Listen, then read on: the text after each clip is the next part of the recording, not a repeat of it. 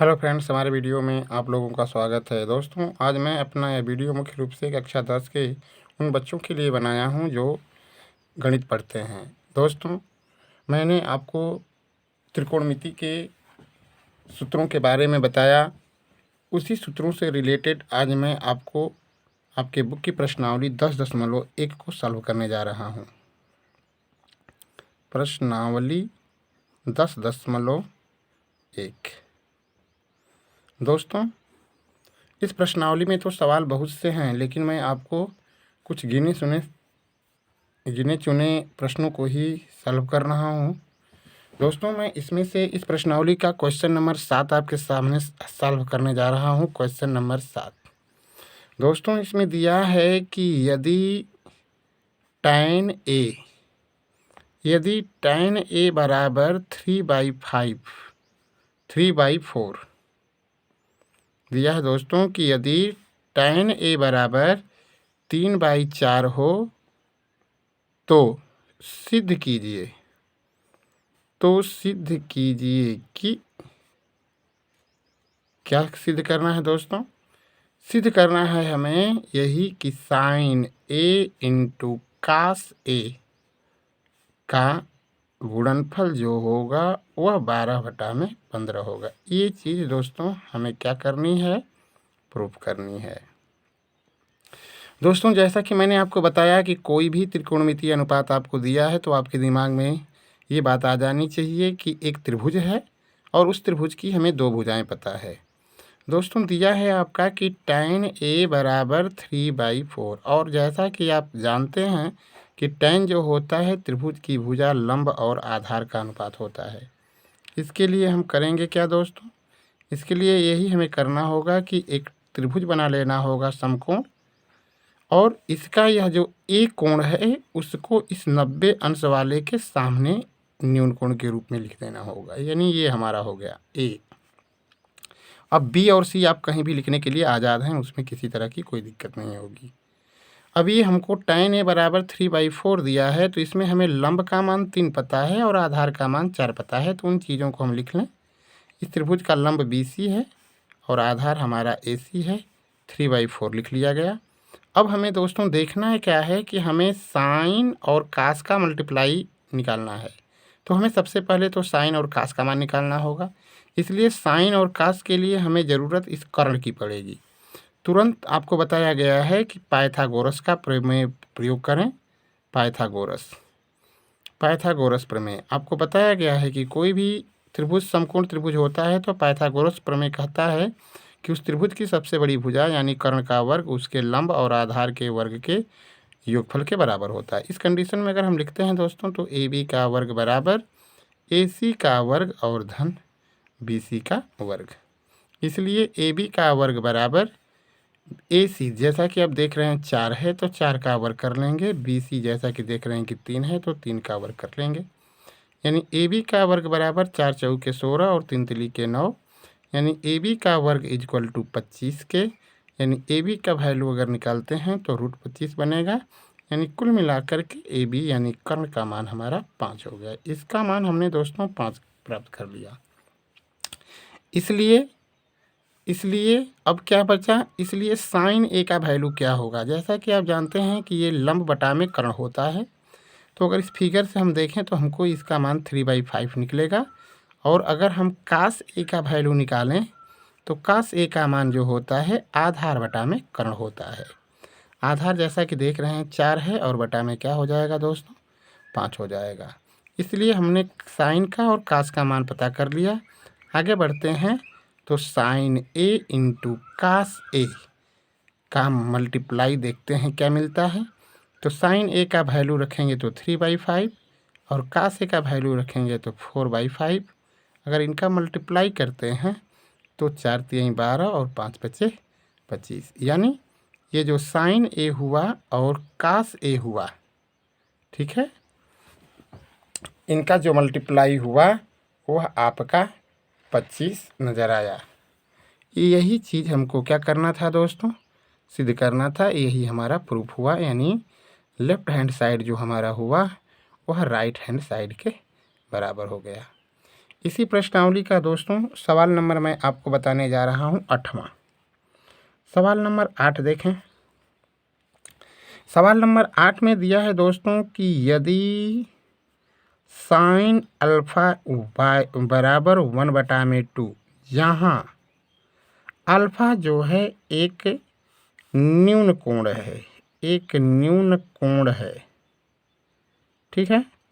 तो कह रहा है कि तब मान ज्ञात करना है हमें, तब हमें 3 कास अल्फा ऋण 4 कास का क्यूब अल्फा का मान हमको पता करना है, यानी इसका मान हमें पता करना है।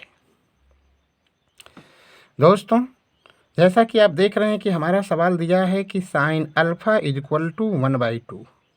तो सबसे पहले हम ये देखें कि ये जो हमारा अल्फा न्यून कोण है वह साइन के किस अंश के लिए मान्य है। तो आपको ये देखना होगा कि साइन अल्फा बराबर, अब देखेंगे आप कि साइन ये जो हमारा पद है इस पद का वह कौन सा कोण है जिसका मान 1/2 होता है। तो दोस्तों आपको पता है कि साइन 30 अंश का जो वैल्यू होता है, मान जो होता है वह 1/2 होता है। इस तरीके से आपने अल्फा को प्राप्त कर लिया, यानी कोण को प्राप्त कर लिया 30 अंश। अब आइए दोस्तों, अब हमें मान निकालना है 3 कास अल्फा ऋण 4 कास का क्यूब अल्फा का। अब इस अल्फा के मान को रख लें आप, 3 इंटू कास अल्फा यानी कास 30 अंश और ऋण 4 गुणते कास क्यूब अल्फा। तो कास क्यूब अल्फा का मतलब कास क्यूब 30 अंश, ठीक है, क्योंकि हमें अल्फा के जगह पे 30 अंश रखना है। इस कंडीशन में आगे जब बढ़ते हैं हम तो हमारे सामने क्या मिलता है उसे देखें। दोस्तों ये हमारा हो जाएगा 3 इंटू कास 30 अंश, और आपको पता है कि इस कास 30 अंश का मान जो होता है वह √3/2 होता है। और ऋण 4 गुणते कास क्यूब 30 अंश, और 30 अंश का मान अभी आपने रखा, तो अब हमें रखना है करड़ी में 3/2 का क्यूब कर देना है। आगे बढ़ते हैं दोस्तों, इसका मल्टीप्लाई करते हैं तो 3√3 और 2 हो जाएगा, ऋण 4 गुणते। दोस्तों देखिए ये 3 बार है, इसलिए करड़ी में 3/2 का अगर आप 3 बार गुणा करते हैं तो 3 तिली के 9 तिली 27, यानी होगा क्या, गुणा करते हैं अगर आप तो इसका रिजल्ट जो होगा 3√3 होगा, ठीक है। और बटा में क्या हो गया दोस्तों, ये देखिए ये 2 था, 2 का मल्टीप्लाई अगर 3 बार करेंगे तो ये दोस्तों 8 हो जाएगा। अब आगे क्या करते हैं, अब आगे देखिए, आगे आपको करना ये है कि दिख रहा है कि ये 4 से ये 8 कट जाएगा, तो यहाँ पे क्या बचा दोस्तों 3√3/2 ऋण, ये क्या है 3√3 और 2, और ये दोनों पद आप जैसा कि देख रहे हैं कि ये दोनों पद आपस में क्या हैं, इक्वल हैं, इसलिए ये आपस में क्या हुए दोस्तों, कट गए, इसलिए इसका मान क्या हो गया 0, यानी 3 कास अल्फा और ऋण 4 कास क्यूब अल्फा का जो वैल्यू होगा दोस्तों वह 0 होगा। एक और सवाल इसी प्रश्नावली का लेते हैं दोस्तों। इसमें से प्रश्नावली मैं आपको इस प्रश्नावली का सवाल नंबर मैं दूसरा ले रहा हूँ। सवाल नंबर इस प्रश्नावली का दूसरा देखें। दिया है tan थीटा बराबर a/b हो तो हमसे पूछा है सेक थीटा का मान। दोस्तों जैसा कि आप देख रहे हैं कि tan थीटा बराबर a/b दिया है, तो हम करते क्या हैं, पहले एक एंगल बना लेते हैं, समकोण ABC लिख लेते हैं यहाँ पे 90 अंश का, और यह जो हमारा न्यून कोण है उसको अब हम थीटा शो करते हैं, ठीक है दोस्तों।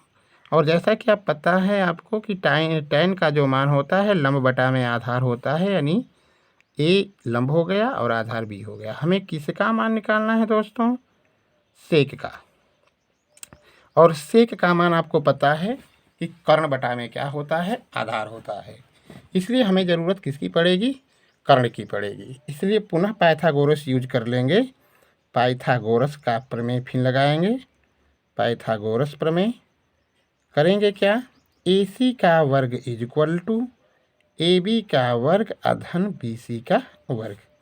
AC का वर्ग इज इक्वल टू A का AB का वर्ग यानी B का वर्ग और प्लस BC का मतलब A का वर्ग, यानी AC का वर्ग बराबर A का वर्ग धन B का वर्ग हुआ। इसलिए AC का मान अगर निकालेंगे तो रूट A का वर्ग प्लस B का वर्ग हो जाएगा। आपने इसका मान निकाल लिया रूट A का वर्ग प्लस B का वर्ग। अब हमें लिखना है सेक थीटा का वैल्यू, और अभी आपको हमने बताया कि सेक थीटा का मान कर्ण बटा में क्या होता है, आधार होता है। ठीक है, तो इस कंडीशन में अगर आप उसको लगाते हैं तो आप देख रहे हैं कि आपको क्या मिलेगा। कर्ण कर्ण का मान AC है और आधार का मान AB है।